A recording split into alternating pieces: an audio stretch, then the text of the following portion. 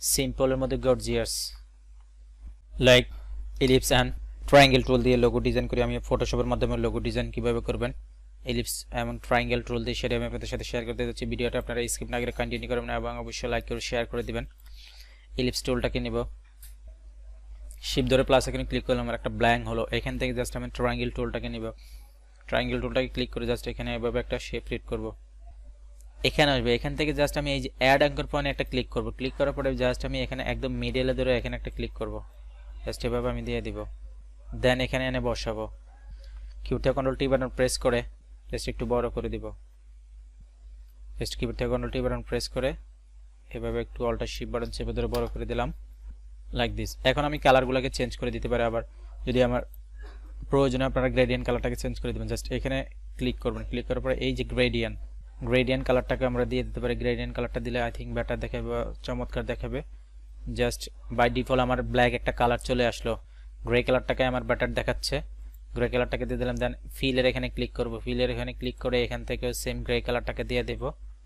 ফিলের এখান থেকে গ্রে কালারটাকে দিয়ে দিলাম, গ্রে কালারটাকে আমার বেটার দেখাচ্ছে। দেন আমি জাস্ট এখান থেকে এটাকে জাস্ট উপরে উঠিয়ে দিব, নিচে চলে আসবে কালারটা, দেখেন চমৎকার, এক্সিলেন্ট। দুইটাকে সিলেক্ট করব, সিলেক্ট করে মাউসের রাইট ক্লিক করে রাস্টারাইজ লেয়ার করব। কন্ট্রোল ধরে এখানে একটা ক্লিক করলাম, জাস্ট সিলেক্ট হলো।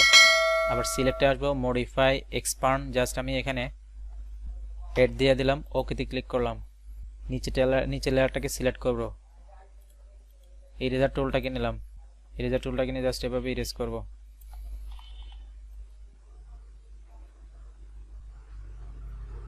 কন্ট্রোল ডি দিয়ে সিলেক্টটাকে ডিসিলেক্ট করলাম, চমৎকার প্রিয় বন্ধুরা।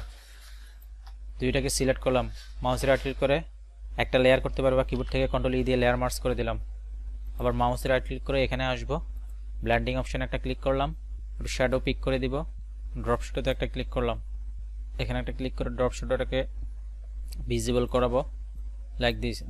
এই ডিস্টেন্সটাকে একটু দিয়ে দিব, হালকা বাড়াবো, সাইজটাকে একটু বাড়াবো হালকা, এটাকে একটু কমাবো, ওকেতে ক্লিক করলাম। চমৎকার প্রিয় বন্ধুরা, লাইক দিস। এখান থেকে যে কোনো একটা নেম আর ব্র্যান্ড নেম বা যেটাই হয় দিয়ে দিলাম।